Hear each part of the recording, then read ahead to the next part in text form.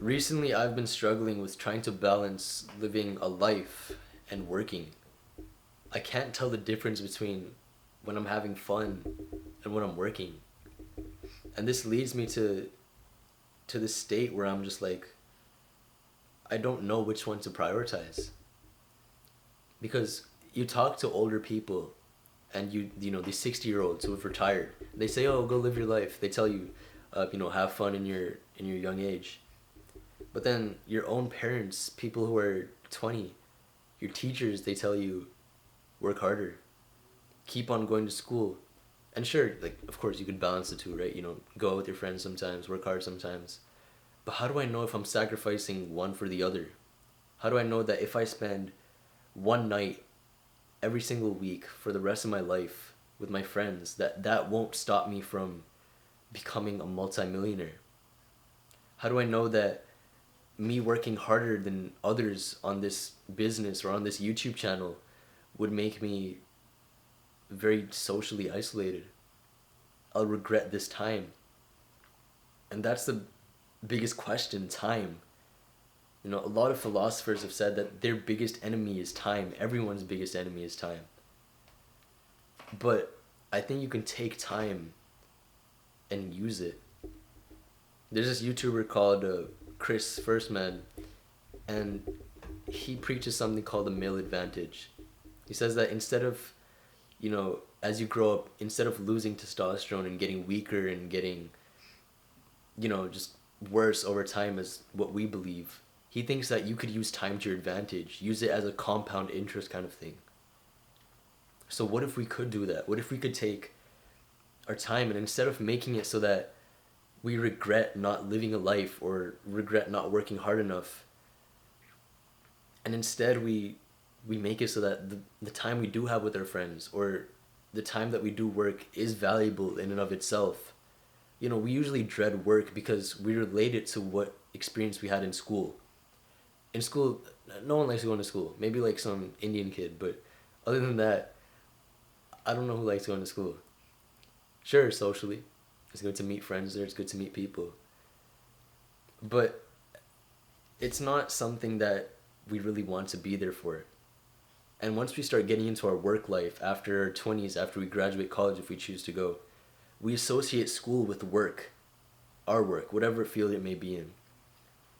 And then we start dreading work. 8 hours of our day, 5 days a week, for the rest of our life. How sad is that? Most of your life, 40 hours a week, that's 160 hours a month. You're wasting.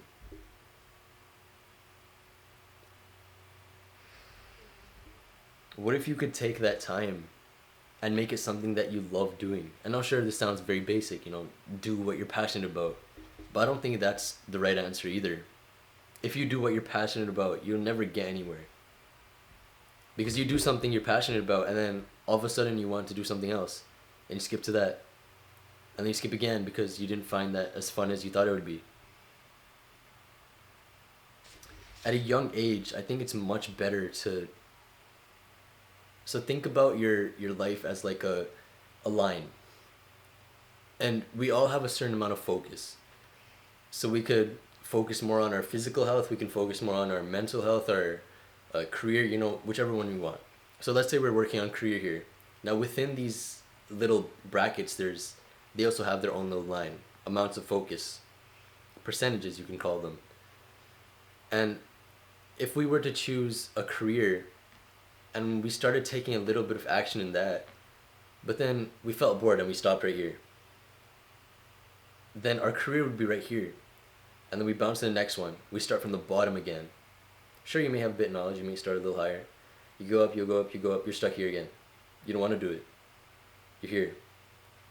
Then you go over here. You're like, okay, I'm going to try something new. You have a bit more knowledge, you go up a little higher, you quit. You keep on doing that over and over and over. Sure, you're getting knowledge, but they're probably not for the same things. Now let's look at successful people. What did they do?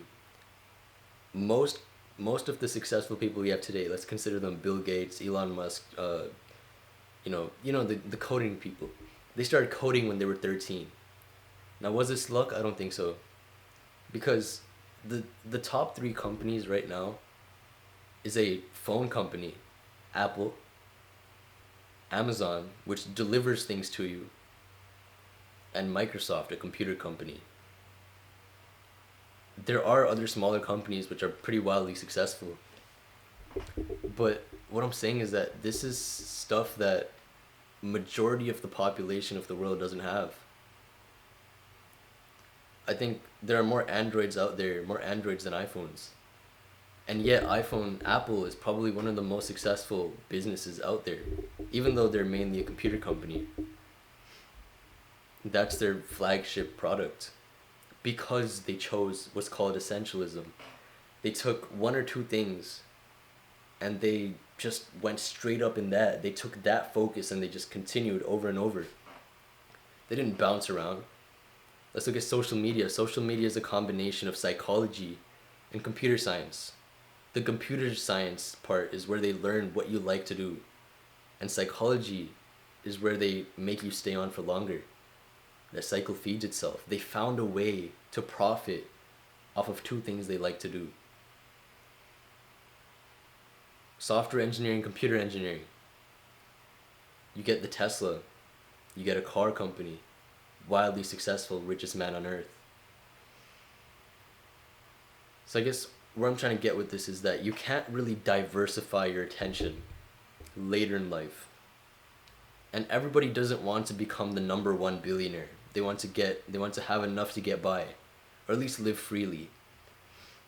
And from what I realized, it starts off with experimenting. At the start of school, the school system is supposed to be designed so that you see which one you want to do. You know, you could do chemistry, you could do biology, you could do whatever you please. But here's the thing, they teach you all the theory and practical stuff before they get to physical objects. Like in engineering, in mechanical engineering, they teach you all the mathematical formulas, all that garbage, before they show you the engine. Why don't they just show you the engine before everything else? The engine is the part of mechanical engineering. They show that in the fourth year of college, the course.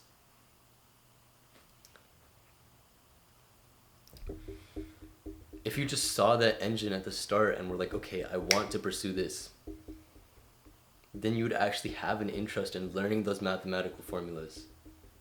Before then, you're just jumping into something without knowing.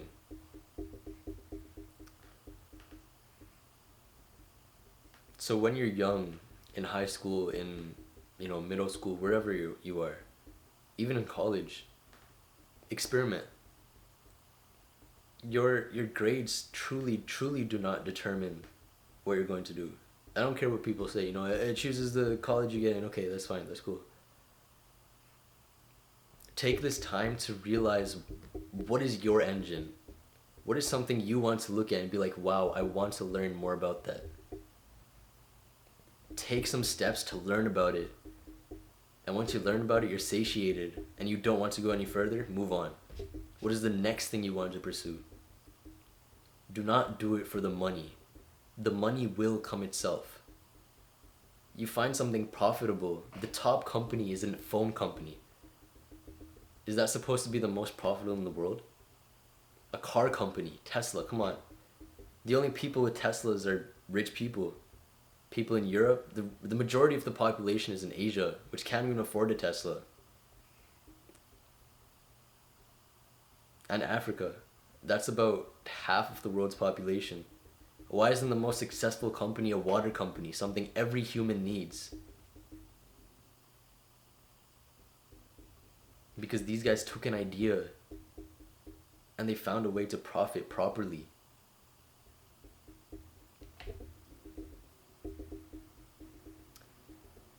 So when you're young, experiment, find things you like. Once you find one, double down on that, triple down on that.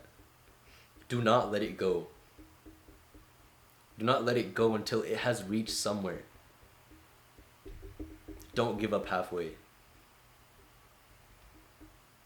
I do YouTube not because I'm doing it for the money. I do it because I have stuff to share. Because when I try to tell it to people in person, they ignore me. They look over to the side, they get on their phones. Because nobody wants to hear this. It'll find itself to you. If you truly want to watch it, the algorithm will recommend it to you. If you truly need it, the algorithm will recommend it to you. I help YouTube, and YouTube helps me by profiting what I have a passion in. And hopefully I've helped you as well. Good luck.